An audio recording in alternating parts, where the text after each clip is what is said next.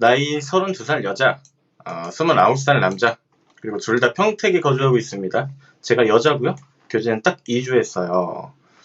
여러분 이제 제 사연 분석을 보시다 보면은 이런 거 보면 딱 먼저 이제 느낌이 와야 돼. 2주 만에 헤어졌다라는 건 서로 안 맞는다고 생각해서 헤어졌을 확률이 높겠구나. 즉 스트레스 문제겠구나 라고 어느 정도 예상을 할 수가 있겠죠. 헌팅포차에서 게임하다가 친해지게 됐고요. 그날 밤새 술 마시고 해장까지 하고 서로 호감까지 확인하고 연락하는 사이가 됐습니다. 술을 좋아하시나 봐요. 그 후로 다음날 전남친이 저한테 약속을 잡았고 그날 바로 사귀게 되었습니다. 전남친은 MBTI가 ESTP였고 저는 INFP였는데 제가 회사에서 어떤 고민이나 힘듦을 토로했을 때 전남친은 항상 그랬구나 라고 얘기한다거나 그냥 밥이나 먹자 라고 얘기하는 태도에 너무 섭섭했어요. 그래서 넌 공감 능력이 너무 떨어지는 것 같다. 조금 따뜻하게 말해줄 수 있지 않느냐 했더니 자기는 원래 이런 사람이라고 하더라고요. 그 말에 또 섭섭해서 다투고 지금 생각하면 조금 창피합니다. 그래서 MBTI 궁합을 보면 역시 서로 궁합이 적색불인 이유가 있는 것 같다. 진짜 안 맞는다 라고 얘기했더니 전 남친은 그 얘기를 할 때마다 한숨만 푹푹 쉬더라고요. 사실 지금 생각해보면 이걸로 그렇게 싸울 일도 아니었는데 뭐에 도대체 꽂혀서 그랬는지 저도 스스로 정말 이해를 못하겠더라고요. 사람이 공감 능력이 떨어지는 사람도 있고 많은 사람도 있는 건데 존중해주지 못했다는 생각이 들어요. 시우님께 단 한 가지 궁금한 건 MBTI가 이렇게 서로 극상성임에도 다시 사귈 수 있는 건지 너무 궁금합니다.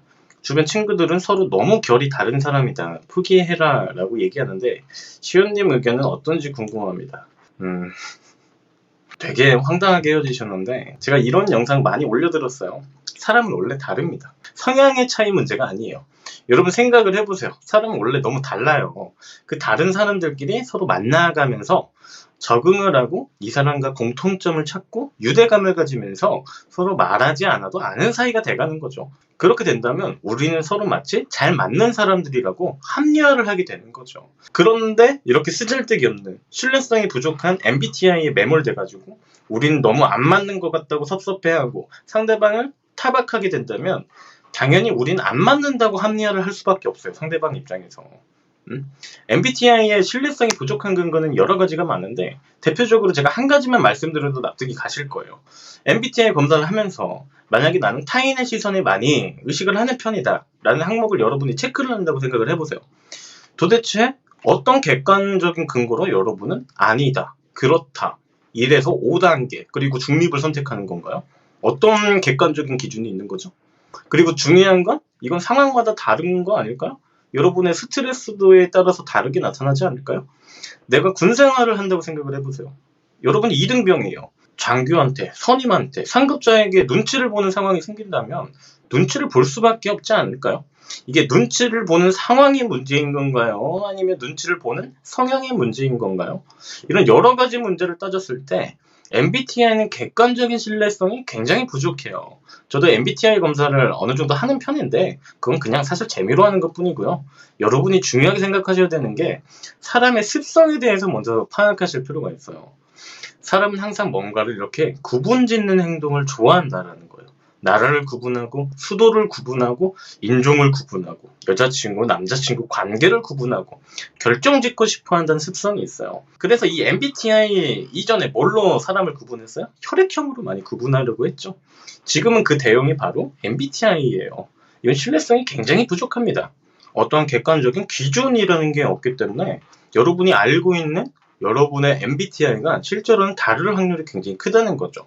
그래서 여러분의 어떠한 환경이나 상황에 따라서 MBTI가 변하게 되는 경험을 해보신 분들도 많을 겁니다. 근본적으로 인간의 어떤 성향이라든지 이런 감정적인 부분은 환경과 상황이 만들어 나가기 때문에 그렇습니다.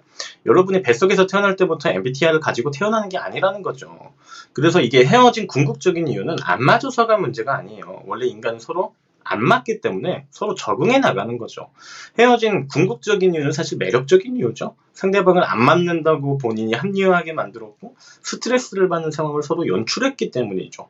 우리 인프피이신 내담자는 상대방에게 공감 능력이 떨어진다라고 타박을 하시지만 정작 상대방은 데이트를 하면서 그냥 즐겁게 하고 싶었을 수도 있고 에너지가 부족해서 들어주지 못하는 상황일 수도 있는 거잖아요.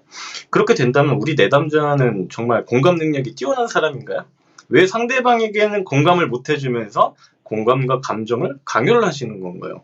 이게 공감 능력이 뛰어난 건가? 사람은요, 본인의 상황이 아니면 100% 공감할 수가 없어요. 공감 능력이라는 건 여러분의 관심사, 여러분의 경험치, 에너지가 결정을 하는 겁니다. 제가 연애에 대해서 서로 이해관계에 대해서 이렇게 잘 공감을 하고 해석을 할 수 있는 건 제가 공감 능력이 뛰어난 사람이라서 그런 게 아니에요. 그건 오만방자한 거고요. 제가 많이 공부했고 경험을 많이 해봤기 때문에 그렇죠. 관심 없는 건 공감 자체를 하기가 힘듭니다. 저도 경험도 없고 관심도 없는데 왜 공감을 해야 됩니까? 그거 공감 안 해주면 나쁜 사람이에요? 공감 능력이 떨어지는 건가요? 말 같지도 않은 소리죠. 여러분이 뭔가를 구분 지으려고 하고 결정 짓고 싶어 하는 게 나쁜 건 아닙니다. 하지만 이렇게 편견을 가질 수가 있어요. 요즘 많이 유행하잖아. F와 T의 차이점 이러면서 만나면 안 되는 MBTI. 그런 거 보면 저도 그냥 재미로 재밌게 보긴 하는데 가몰입은 안 좋다는 거예요. 이렇게 안 가지고 있던 편견을 만들어냅니다.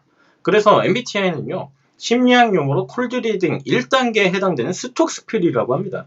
이게 어떤 거냐면 누구나 자신의 일처럼 느끼고 생각하게 만드는 화술이라고 해요. 그래서 굉장히 애매모호하게 말을 하죠. 사람의 경험이라는 것은 서로 그렇게 크게 다르지가 않거든요. 그래서 라포를 형성할 때도 이 스톡스필의 기술을 많이 사용합니다. 말이 스킬이지 여러분도 많이 사용을 해요. 이 스톡스필이 뭔지 궁금하신 분들은 이제 그냥 인터넷 검색해보고 딱 읽어보시면 아 MBTI가 이런 거구나 하고 아실 겁니다. 제가 여태 설명을 해드린 것들이 스톡스필에 관한 거기 때문에 그래서 헤어진 이유는요 MBTI가 안 맞아서가 문제가 아니다. 그렇기 때문에 어느 정도 상대방들 스트레스가 완화되고 감정이 괜찮아지면 재회는 가능하다라는 게 제 결론입니다. 이론 사연 볼 때마다 제가 생각하는 게 뭐냐면 이 MBTI에 과몰입하는 사람을 갖다가 한마디로 일컫는 용어들도 나왔으면 좋겠어. 자, 이상 연애 비타민 시온이었고요. 감사합니다.